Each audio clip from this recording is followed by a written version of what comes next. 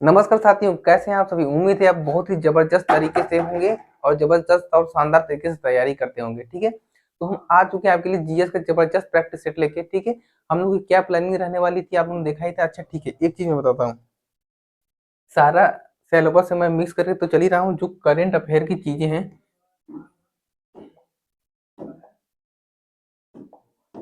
जो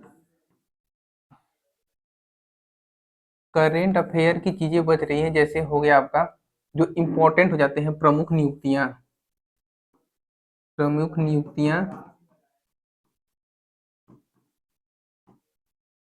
और जो पुरस्कार दिए गए 2024 में, प्रमुख पुरस्कार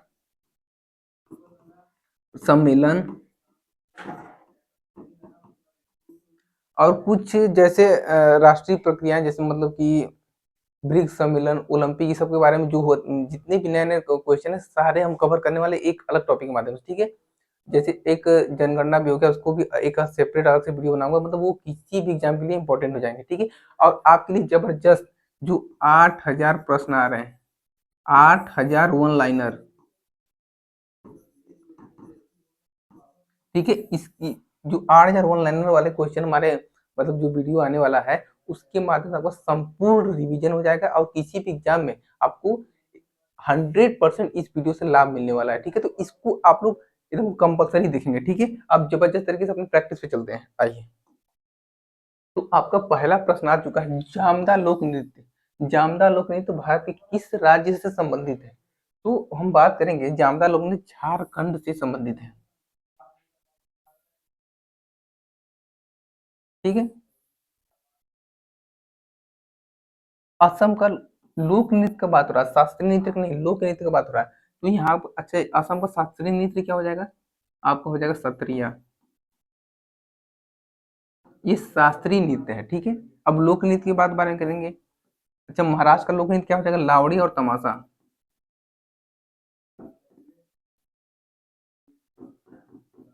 और तमाशा। ठीक है, मणिपुरी का क्या हो जाएगा? खंभा थोईबी। खंभा थोईबी। असम का क्या हो जाएगा? लोक नृत्य की बात हो रही है आपको। असम का हो जाएगा बिहू। एक बगरुम्बा हो जाता है, बगरुम्बा। ठीक है, अच्छा, मणिपुरी का शास्त्रीय नृत्य क्या हो जाएगा? शास्त्रीय नृत्य की बात हो रही है, शास्त्रीय नृत्य क्या हो जाएगा? मणिपुरी ही हो जाएगा। ठीक है, मणिपुरी। ठीक है, तो इन चीजों को आप लोग ध्यान में रखेंगे और जबरदस्त तरीके से प्रैक्टिस करते रहेंगे भाई। इस बार सिलेक्शन लेना है। ठीक है, कहते हैं कहते हैं सिंधु में डुबकियां गोताखोर लगाता है, जा जाकर खाली हाथ लौट कर आता है। मिलते नहीं सहज ही मोती गहरे पानी में, बढ़ता दुगना उत्साह इसी हैरानी में। आखिर उसकी मुट्ठी खाली हर बार नहीं होती, कोशिश करने वालों की कभी हार नहीं होती। ठीक है, और जबरदस्त तरीके से चलते हैं। नृत्याचार पुरस्कार, संगीत नाट्य अकादमी पुरस्कार और कालिदास सम्मान से सम्मिलित गुरु विपिन सिंह किस शास्त्रीय नृत्य को बढ़ावा देने के लिए प्रसिद्ध है? ठीक है, गुरु विपिन सिंह की बात होगी तो ये कहाँ के हो जाएंगे? आपके मणिपुरी के हो जाएंगे, मणिपुर के हो जाएंगे। अच्छा, गुरु विपिन सिंह को 1966 में संगीत नाट्य अकादमी सम्मान, संगीत नाट्य अकादमी सम्मान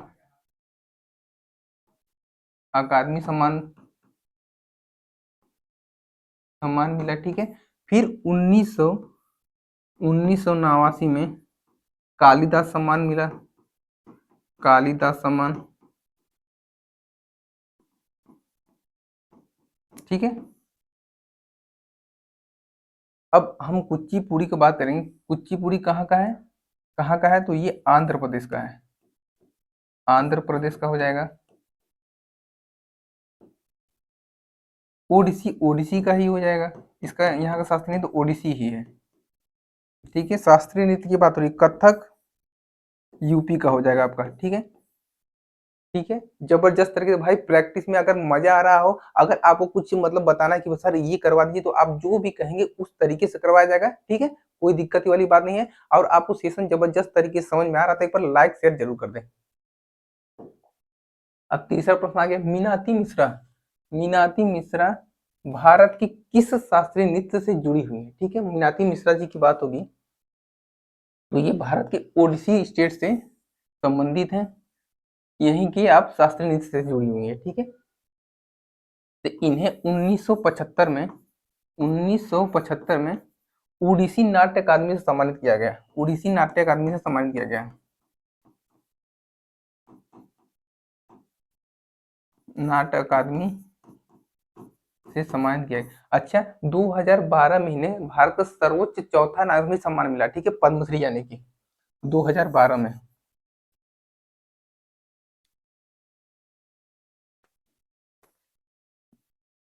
दो हजार बारह में पद्मश्री सम्मान। ठीक है,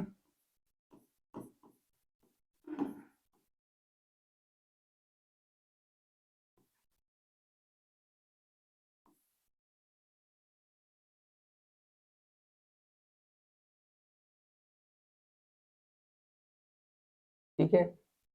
अब हम बात करेंगे कथक। कथक से कौन कौन मतलब संबंधित है, तो आपका हो जाएगा कथक से। अब बिरुजू महाराज हो जाएंगे आपके महाराज, और लच्छू महाराज हो जाएंगे। ठीक है, लच्छू महाराज हो जाएंगे। ये कहाँ से जुड़े हुए हैं, तो आपके कथक से जुड़े हुए हैं। ठीक है, कुचिपुड़ी की बात हो जाए तो वेदांत सत्यनारायण। ठीक है, वेदांत सत्यनारायण, वेदांत सत्यनारायण। ठीक है,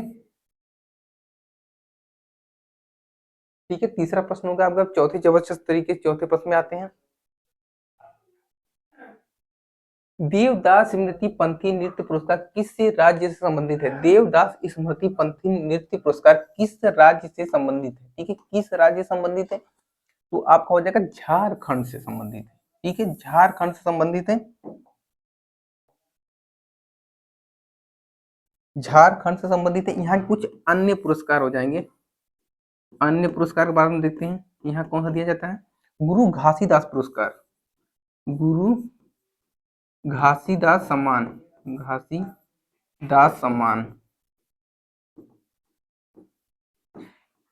चक्रधर सम्मान एक हो जाएगा, चक्रधर सम्मान,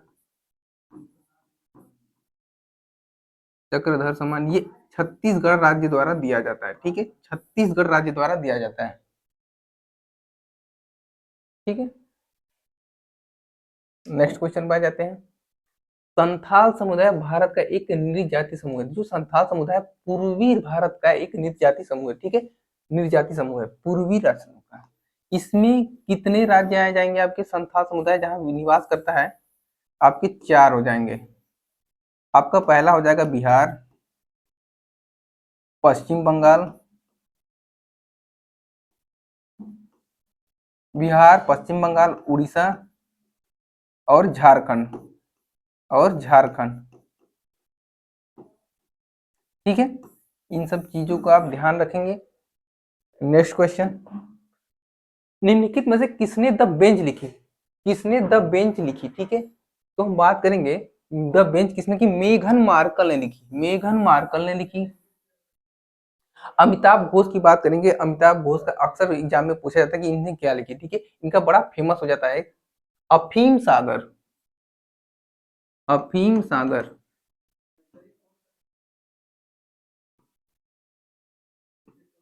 इनका एक और हो गया बहुत famous, the hungry tide, the hungry tide. ठीक है, अब कल की कोचिंग क्या हो जाएगा, the elephant, the elephant, the elephant involve, the elephant involve, involve. ठीक है, समीर सोनी का क्या हो जाएगा, the experiment with silence, the experiment with silence, the experiment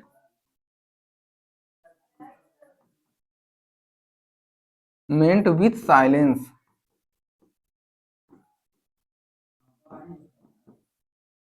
अच्छा, एक गांधी जी द्वारा लिखा हुआ the experiment with truth, the experiment with truth, सत्य के साथ खोज, the experiment with truth. With truth, सत्य की खोज, गांधी जी द्वारा।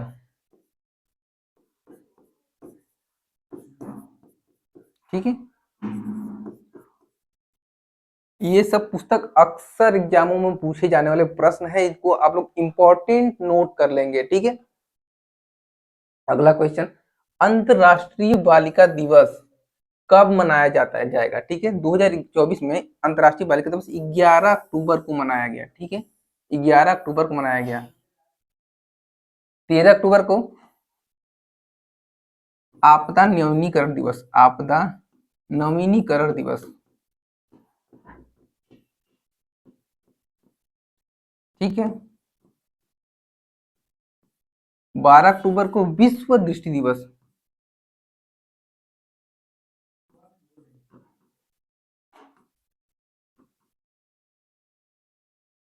और ये मानक दिवस 14 अक्टूबर को मानक दिवस।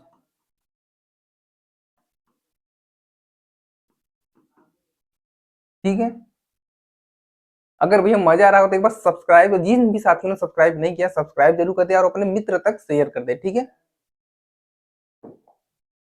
निम्न में से कौन सा एक ओपन सोर्स ऑपरेटिंग सिस्टम नहीं है? बात हो रहा है नहीं है नहीं, ये इसको अच्छे से देखना है। ठीक है, तो आपका ये क्या ओपन सोर्स सिस्टम नहीं, तो ये भी आपका ओपन सोर्स है, ओपन है, ये भी ओपन है, ये भी ओपन है। ये क्या है? विंडोज क्या है? क्लोज सोर्स है, क्लोज्ड सोर्स है।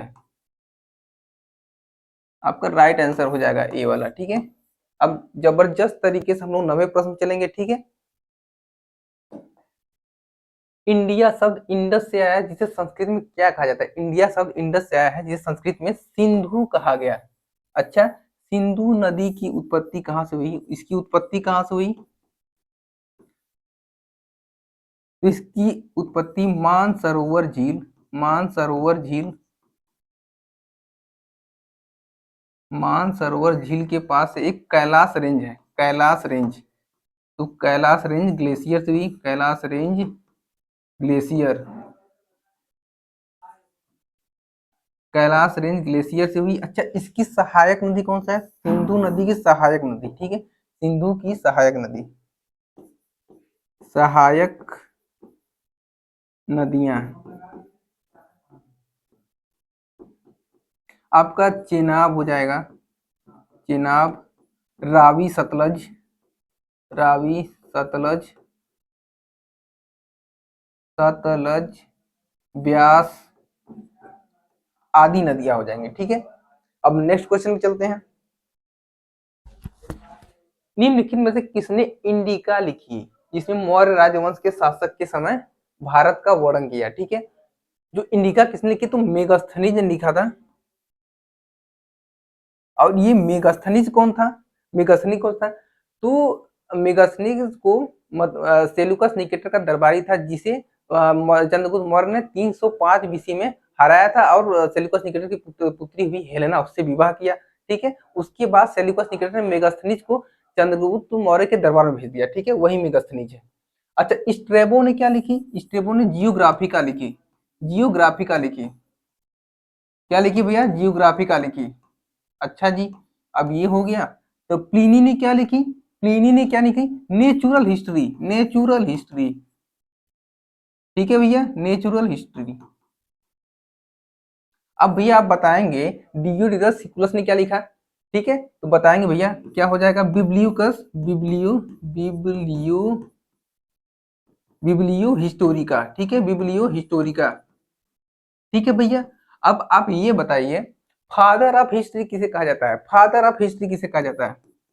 Father of history, father of history.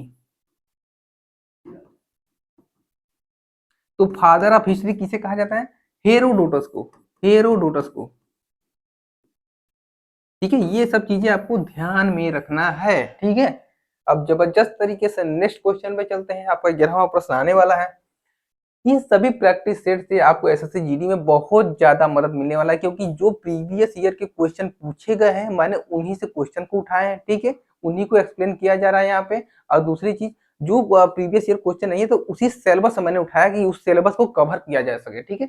फिर वन लाइनर के जो 8000 प्रश्न हमारे आ रहे हैं, जबरदस्त तरीके से पूरा सिलेबस कवर किया जाएगा। उसको आपने क्वेश्चन कर लिया तो आपको एसएससी जीडी के एग्जाम में हो, चाहे आरपीएफ के एग्जाम या फिर कोई भी कॉम्पिटिटिव वन डे एग्जाम, सब पे बहुत ज्यादा मदद मिलने वाली है, ठीक है। तो उस क्लास को आप लोग देखना ना भूले, बहुत जल्द ही आने वाला है वो क्लास। और जब वो आने वाला रहेगा उसको एक शॉर्ट्स के माध्यम बता दो वो कब आने वाला है, ठीक है। प्रारंभ में निम्नलिखित में से कौन सा कर्नाटक चालुक्यों के अधीनस्थ थे, ठीक है। तो कौन चालुक्यों के अधीनस्थ थे? कर्नाटक में राष्ट्रकूट, ठीक है, राष्ट्रकूट। अब हम बात करेंगे भैया, बात करेंगे राष्ट्रकूट वंश का संस्थापक कौन है? संस्थापक कौन है? राष्ट्रकूट वंश का संस्थापक कौन है? और इनकी राजधानी कहाँ हुई? इनकी राजधानी कहाँ हुई? तो इसका संस्थापक था दंती दुर्ग। संस्थापक दंती दुर्ग हुआ। कौन हो गया भैया? दंती दुर्ग हो गया। इसकी राजधानी कहाँ थी? इसकी राजधानी कहाँ थी? मान्य खेत। इसकी अपनी राजधानी बनाई मान्य खेत, ठीक है, मान्य खेत।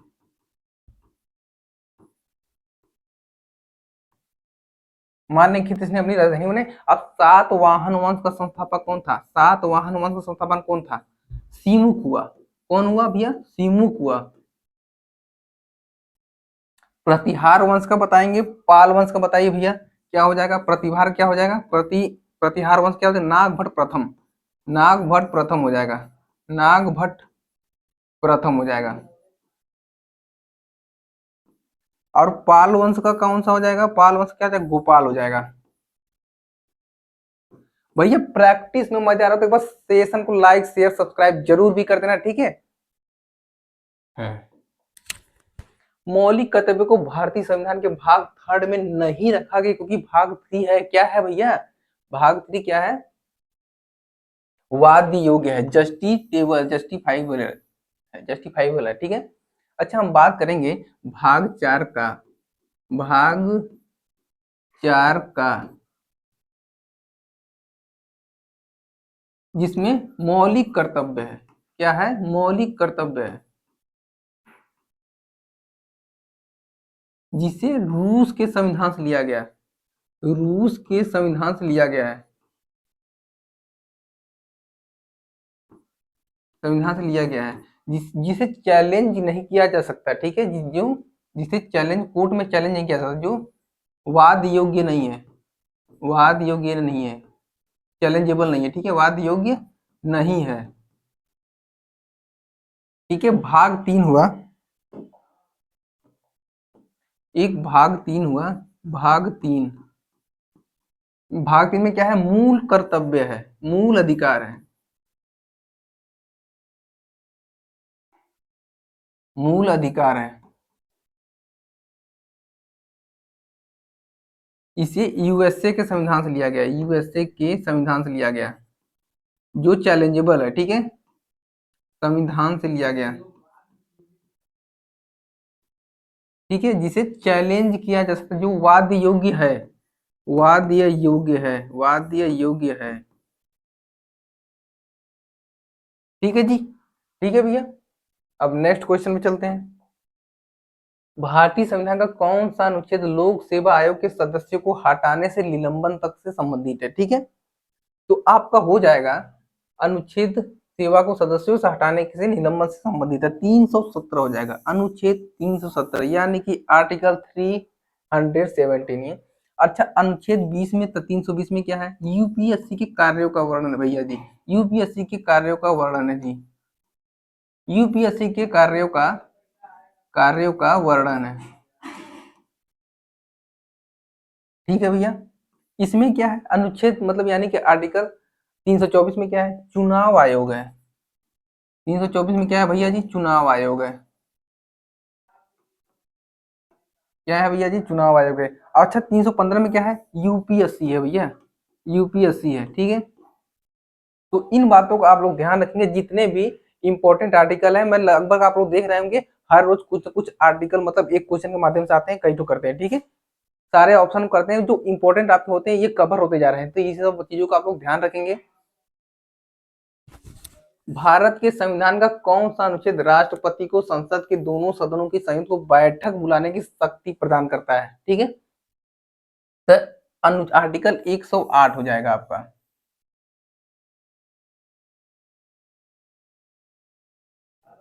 ठीक है,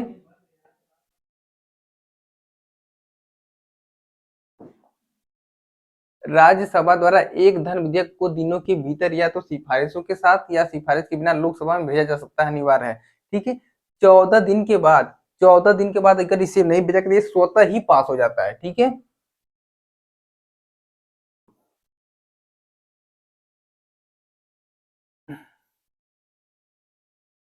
अच्छा, आर्टिकल 109 110 हुआ। ठीक है, आर्टिकल 110 हुआ जिसमें धन विधेयक का उल्लेख है। ठीक है, आर्टिकल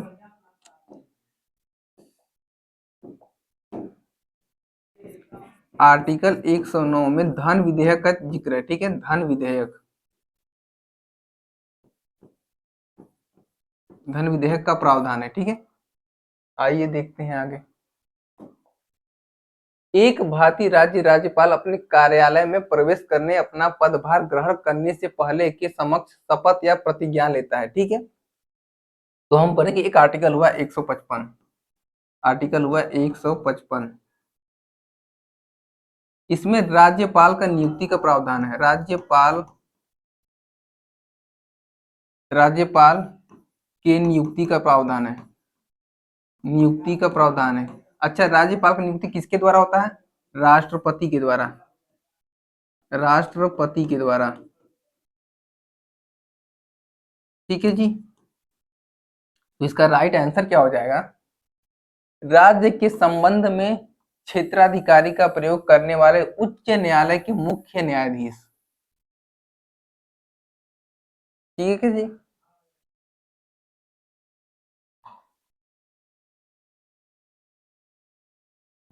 ठीक है। पृथ्वी पर उपलब्ध कुल जल का कितना प्रतिशत मीठा जल है? ठीक है, बात करें अगर पृथ्वी पर तो लगभग 90% तो पानी है, लेकिन पीने योग्य जो मीठा पानी है लगभग 2.7% है बस। ठीक है, लगभग 2.7% है। नेक्स्ट क्वेश्चन चलते हैं जी। भ्रंश रेखाएं का कारण बन सकती है। ठीक है, जो भ्रंश रेखाएं के कारण बनती है भूकंप बन जाता है। ठीक है, भूकंप सबसे ज्यादा कहाँ था? प्रशांत महासागर में आता है, लगभग 80% तक भूकंप वहां पे आता है, जिसे रिंग ऑफ फायर कहते हैं। ठीक है, तो इसका राइट आंसर हो जाएगा अर्थक्वेक, यानी कि भूकंप। प्रशांत महासागर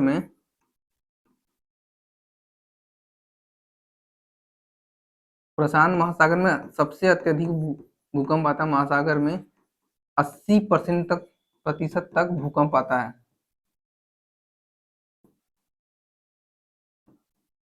जिसे रिंग ऑफ फायर कहते हैं, जिसे रिंग ऑफ फायर कहते हैं,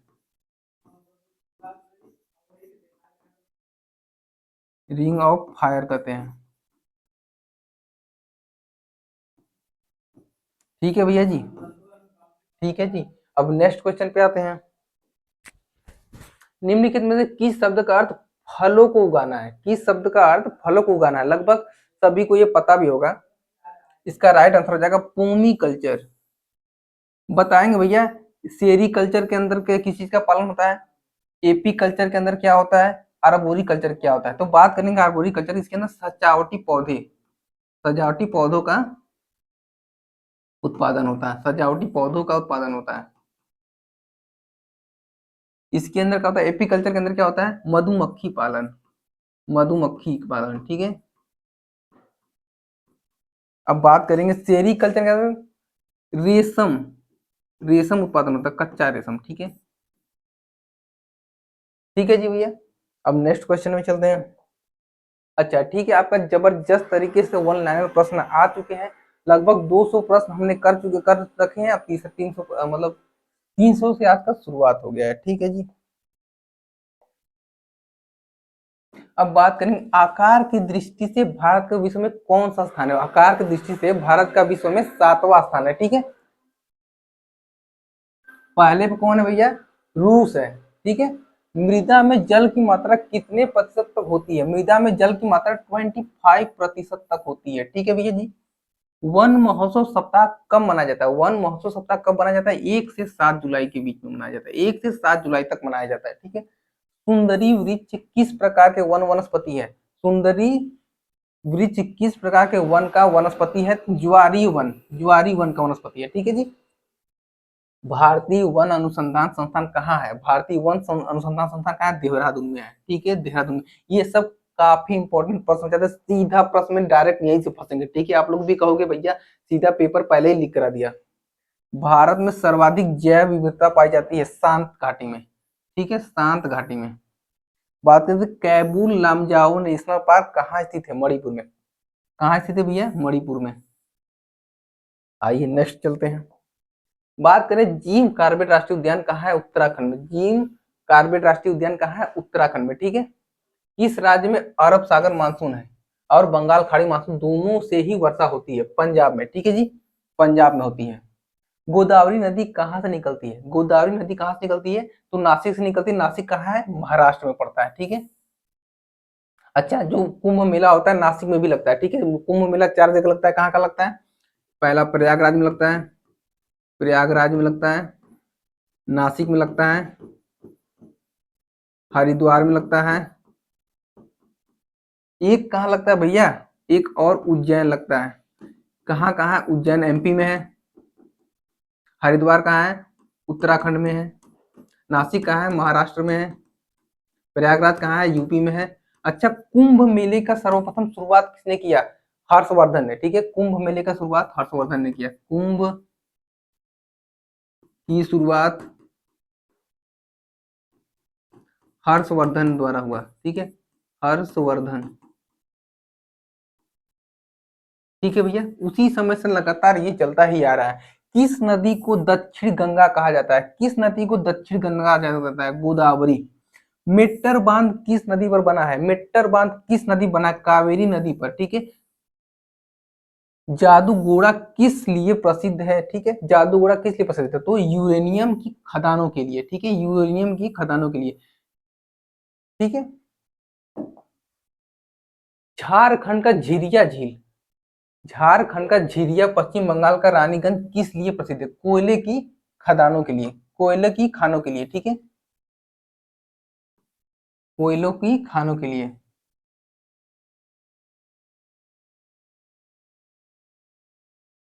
बंगाल का शोक किस नदी को कहा जाता है? बंगाल का शोक किस नदी को कहा जाता है? दामोदर नदी को, ठीक है। अक्सर प्रश्न पूछे जाने वाले प्रश्न है, ठीक है।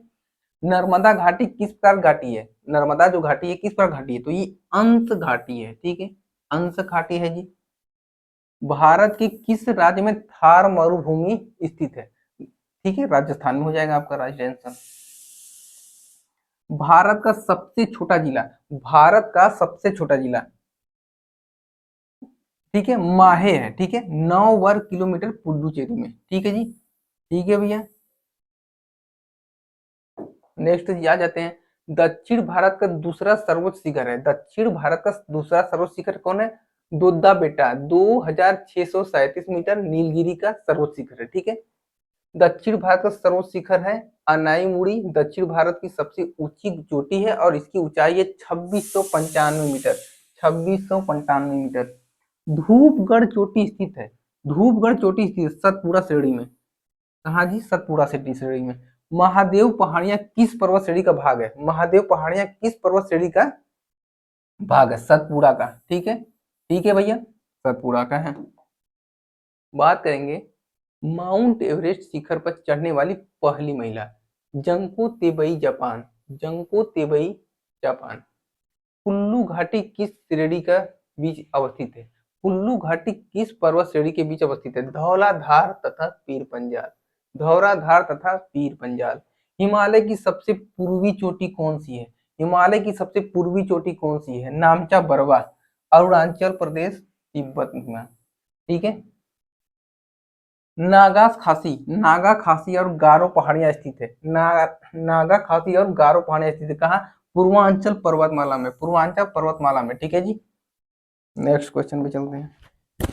बेसाल्ट के रूपांतरण के फलस्वरूप किस चट्टान का निर्माण होता है? तो एम्फीबोलाइट, तो एम्फीबोलाइट का होता है जी। नंदा देवी चोटी हिमालय के किस भाग में स्थित है? कुमायूं हिमालय में, कहाँ? कुमायूं हिमालय में। हिमाचल पर्यायवाची है, मध्य हिमालय का। अरावली श्रेणियां किस राज्य में स्थित है? मतलब अरावली श्रेणियां किस राज्य में अवस्थित है? तो आपका हो जाएगा राजस्थान में। नर्मदा एवं ताप्ती नदियों के मध्य स्थित है सतपुड़ा श्रेणियां, ठीक है, सतपुड़ा श्रेणियां। नेक्स्ट चलते हैं जी। कर्नाटक, केरल एवं तमिलनाडु राज्यों को मिलन स्थल स्थित है नीलगिरी की पहाड़ियां, ठीक है, नीलगिरी की पहाड़ियां, ठीक है भैया। अरावली पर्वत के सर्वोच्च शिखर का नाम क्या है? गुरु शिखर। अरावली पर्वतों के सर्वोच्च शिखर का क्या नाम है? गुरु शिखर। पश्चिमी घाट क्या है? एक अंश कगार है। क्या है भैया? एक अंश कगार। किस पर्वतमाला को सह्याद्री के नाम से जाना जाता है? पश्चिमी घाट को, पश्चिमी घाट को भैया, पश्चिमी घाट को। पश्चिमी घाट की सबसे ऊंची चोटी का क्या नाम है? अनाईमुड़ी। क्या है? अनाईमुड़ी। भारत की सबसे प्राचीन पर्वत श्रेणी कौन सी है? अरावली, ठीक है। क्या है जी भैया? अरावली हो जाएगा आपका। पूर्वी घाट के सर्वोच्च शिखर का नाम क्या है? महेंद्रगिरी। पूर्वी घाट के सर्वोच्च शिखर का नाम क्या है? महेंद्रगिरी। पूर्वी घाट पश्चिमी घाट पर्वत श्रेणी के सम्मिलित असल कौन सी है? कौन सी पहाड़ी है? तो आपका है नीलगिरी की पहाड़ियां, ठीक है, नीलगिरी की पहाड़ियां है भैया, ठीक है। नीलगिरी की पहाड़ी के सबसे दक्षिण भाग स्थित पहाड़ी का क्या नाम है? तो कार्डमम, ठीक है। क्या नाम है? कार्डमम नाम है। कार्डमम पहाड़ी किन राज्यों से सीमाओं से स्थित है? जो आपका कार्डमम पहाड़ी है किस राज्य की सीमाओं पर स्थित है? तो हो जाएगा केरल और एवं तमिलनाडु, ठीक है जी, केरल और तमिलनाडु। छोटा नागपुर पठार की सबसे ऊंची पर्वत चोटी का क्या नाम है? पारसनाथ। क्या है भैया? पारसनाथ हो जाएगा। अरावली पर्वत के सर्वोच्च शिखर का क्या नाम है? गुरु शिखर। अरावली पर्वत के सर्वोच्च शिखर क्या नाम है? गुरु शिखर। पश्चिमी घाट क्या है? एक भ्रंश कगार है। पश्चिमी घाट क्या है? एक भ्रंश कगार है। किस पर्वतमाला को सह्याद्री के नाम से जाना जाता है? पश्चिमी घाट। किसे भैया? पश्चिमी घाट। पश्चिमी घाट की सबसे ऊंची चोटी का क्या नाम है? अनाईमुड़ी, ठीक है, अनाईमुड़ी। छोटा नागपुर पठार की सबसे ऊंची पर्वत चोटी का नाम क्या है? पारसनाथ हो जाएगा भैया जी, पारसनाथ हो जाएगा। गिरिनार पहाड़ियां कहाँ स्थित है? गिरिनार पहाड़ियां कहाँ स्थित है? बिहार में। सबरीमाला किस राज्य में स्थित है? सबरीमाला किस राज्य में स्थित है? केरल में स्थित है, ठीक है भैया जी, केरल में स्थित है। दो बार आ गया ये भी दो बार आ गया। भारत की उत्तरी सीमा पर कौन सा पर्वत स्थित है? हिमालय। उत्तरी सीमा पर कौन सा पर्वत स्थित है? हिमालय। किस पर्वत चोटी का सागर माथा और चोमोलंगमा के नाम से जाना जाता है? तो माउंट एवरेस्ट को, ठीक है भैया जी, माउंट एवरेस्ट को। भारत के उत्तर पश्चिम में कौन सा पर्वत शिखर स्थित है? भारत के उत्तर पश्चिम में कौन सा पर्वत शिखर स्थित है? अरावली पर्वत, ठीक है जी। कश्मीर घाटी तथा डल झील किसके बीच अवस्थित है? कश्मीर घाटी तथा डल झील किसके बीच अवस्थित है? तो बृहद हिमालय एवं पीर पंजाल दर्रा, ठीक है। नेक्स्ट चलते हैं भैया। भारत की सबसे ऊंची पर्वत चोटी K2 अर्थात गाडविन आसन किस पर्वत श्रृंखला पर स्थित है? तो काराकोरम श्रेणी पे, ठीक है, काराकोरम श्रेणी पे। पीपली घाट दर्रा किस पर्वतीय भाग में स्थित है? तो अरावली में स्थित है। कहाँ है भैया? अरावली में स्थित है। पाल घाट दर्रा किस श्रेणियों के मध्य स्थित है? पाल घाट दर्रा किस पर्वत श्रेणियों के मध्य स्थित है? नीलगिरी और अनाई मलाई पहाड़ियां, नीलगिरी और अनाई मलाई पहाड़ियां। रोहतांग दर्रा किस राज्य में है? रोहतांग दर्रा किस राज्य में? हिमाचल प्रदेश में, ठीक है। सियाचिन है भारत और पाकिस्तान के बीच का हिमनदी सीमांत क्षेत्र, ठीक है, ठीक है जी। सियाचिन क्या है? भारत और पाकिस्तान के बीच का हिमनदी सीमांत क्षेत्र। किस दर्रे का संपूर्ण भाग प्राचीन काल में रेशम मार्ग के अंतर्गत था? खैबर दर्रा, ठीक है, ठीक है भैया, खैबर दर्रा हो जाएगा आपका। कुल्लू एवं स्पीति घाटी को जोड़ने वाले दर्रे हैं, क्या है? देप्सा और रोहतांग, देप्सा और रोहतांग। उत्तराखंड को तिब्बत एवं मानसरोवर से जोड़ने के दर्रों के नाम बताइए, ठीक है, दर्रों को नाम बताइए। माना दर्रा, मंगसाधुर, मुलिंगला और नितिन दर्रे, ठीक है। खैबर दर्रा कहाँ स्थित है? पाकिस्तान में। खैबर दर्रा कहाँ स्थित है? पाकिस्तान में। अच्छा, आपको इससे ध्यान में रखते खैबर मुसलमान जैसा नाम है, तो सीधा ये कहाँ का है भैया? पाकिस्तान का। खैबर दर्रा किन दो देशों को जोड़ता है? पाकिस्तान और अफगानिस्तान, दोनों मुस्लिम देश हैं, ठीक है।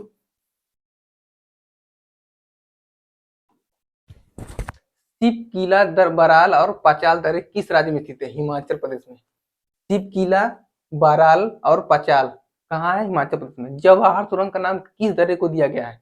तो बनिहाल दर्रे को दिया गया है भैया, ठीक है। नासिक और मुंबई को कौन सा दर्रा जोड़ता है? थाला थाल घाट घाट दर्रा। थाल घाट, पाल घाट, भोर घाट किस पर्वतमाला में स्थित है? पश्चिमी घाट। पश्चिमी घाट। आर्यों ने किस दर्रे से होकर भारत में प्रवेश किया? तो खैबर दर्रे से, ठीक है। आर्यों ने किस दर्रे से प्रवेश किया? तो खैबर दर्रे से। नेक्स्ट देख लेते हैं। सिप किला, बराल और पचाल दर्रे किस राज्य में स्थित है? हिमाचल प्रदेश में। तो ये रिपीट हो गया, ठीक है, रिपीट हो गया। आफिल दर्रा किस पर्वत श्रेणी में स्थित है? काराकोरम दर्रा, ठीक है, काराकोरम दर्रा। आफिल दर्रा किन देशों को जोड़ता है? भारत और चीन को। आफिल दर्रा किन देशों को जोड़ता है? भारत और चीन को। चांगला दर्रा किस किस राज्य को जोड़ता है? लद्दाख और तिब्बत को। लद्दाख को और तिब्बत को। दिहांग दर्रा किस राज्य से है? अरुणाचल प्रदेश में है, ठीक है भैया। जम्मू को श्रीनगर से कौन सा दर्रा जोड़ता है? पीर पंजाल दर्रा। जम्मू को श्रीनगर से कौन सा दर्रा जोड़ता है? पीर पंजाल दर्रा। थांगला दर्रा कहाँ स्थित है? लद्दाख जम्मू कश्मीर में। लद्दाख जम्मू कश्मीर में, ठीक है जी। बुर्जी दर्रा किस राज्य में स्थित है? तो नाथुला दर्रा किन दो राज्यों देशों को जोड़ता है? भारत और चीन। बुर्जी दर्रा किस राज्य में स्थित है? नाथुला दर्रा किन दो देशों को जोड़ता है? तो भारत और चीन को। भारत और चीन में। सिप किला दर्रा किस नदी घाटी में पड़ता है? सिप किला दर्रा किस नदी घाटी में पड़ता है? तो सतलज नदी घाटी में पड़ता है जी, ठीक है। झेलम नदी के उद्गम स्थल का नाम बताइए? बेरीनाग। बेरीनाग। कश्मीर की सबसे महत्वपूर्ण नदी कौन सी है? कश्मीर की सबसे महत्वपूर्ण नदी कौन सी है? झेलम हो जाएगी आपकी। चिनाब नदी को हिमाचल प्रदेश में किस नाम से जाना जाता है? चंद्रभागा, ठीक है, चंद्रभागा।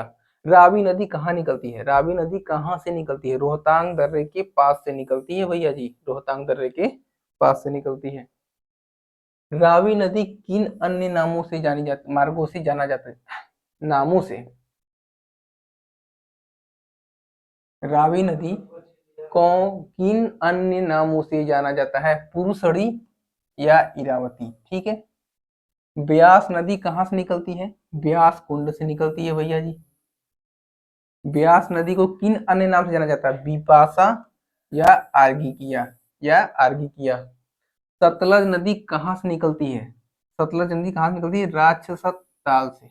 राक्षस ताल से। किन दो नदियों के संगम देवप्रयाग के बाद यह गंगा की नदी कहलाती है? भागीरथी और अलकनंदा। भागीरथी और अलकनंदा, ठीक है जी। भारत के सबसे बड़े नदी बेसिन का नाम क्या है? ठीक है, तो गंगा नदी बेसिन हो जाएगा जी, ठीक है। गंगा नदी की लंबाई कितनी है? 2510 किलोमीटर, ठीक है। भारत की वृहत्तम नदी का नाम क्या है? गंगा। गंगा नदी को बांग्लादेश में किस नाम से जाना जाता है? तो पद्मा नाम से जाना जाता है, ठीक है। ये बहुत ही ज्यादा पूछे जाने वाला क्वेश्चन है, मोस्ट मोस्ट इंपॉर्टेंट है, ठीक है जी। सुंदरवन डेल्टा का निर्माण करने वाली नदियां कहाँ है? गंगा और ब्रह्मपुत्र। सुंदरवन डेल्टा का निर्माण करने वाली नदियां कौन सी? गंगा और ब्रह्मपुत्र। ब्रह्मपुत्र नदी कहाँ से निकलती है? मानसरोवर झील के पास सीमा युंग ढुंग हिमनद से। ब्रह्मपुत्र तिब्बत, ब्रह्मपुत्र तिब्बत में किस नाम से जाना जाता है? तो सांगपू, ठीक है, सांगपू जाना जाता है, सांगपू के नाम से। बात करते हैं एशिया का सबसे बड़ा नदी द्वीप माजौली किस नदी में है? ब्रह्मपुत्र नदी में। भारत में यरलुंग जंगबो नदी किस नाम से जाना जाता है? ब्रह्मपुत्र नदी, ठीक है। ब्रह्मपुत्र नदी का बहाव क्षेत्र है तिब्बत, बांग्लादेश और भारत। ब्रह्मपुत्र नदी भारत के मैदानी भाग में किस नाम से प्रवेश करती है? दिहांग नदी, ठीक है जी। ब्रह्मपुत्र नदी हिमालय की किस सीमा पर है? पूर्वी सीमा पर, हिमालय के पूर्वी सीमा पर है। भारत की किस नदी पर विश्व का सबसे ऊंचा पुल बनाया जा रहा है? तो चिनाब नदी पर, ठीक है भैया जी, चिनाब नदी पर बनाया जा रहा है। नेक्स्ट देखते हैं। मेघना नदी किन नदियों की सम्मिलित धारा है? ठीक है, गंगा और ब्रह्मपुत्र। मेघना नदी जो है किन नदियों की सम्मिलित धारा है? गंगा और ब्रह्मपुत्र। मानस नदी किस नदी की उपनदी है? ब्रह्मपुत्र की नदी है। हंगरी हंगरी किसकी सहायक नदी है? तुंगभद्रा की। जी तुंगभद्रा की। कपिली किसकी सहायक नदी है? ब्रह्मपुत्र की। कपिली किसकी सहायक नदी है? ब्रह्मपुत्र की। नर्मदा नदी कहाँ से निकलती है? तो अमरकंटक की पहाड़ियों से निकलती है, ठीक है, अमरकंटक पहाड़ छत्तीसगढ़ से। नर्मदा नदी का कुल लंबाई कितनी है? 1290 किलोमीटर, ठीक है, 1290 किलोमीटर बढ़ती, ठीक है। नेक्स्ट देखते हैं। तो आपका यहीं पे क्वेश्चन हो गए समाप्त, ठीक है, और मिलते हैं जबरदस्त तरीके से अगले सेशन में। तब तक के लिए नमस्कार, धन्यवाद।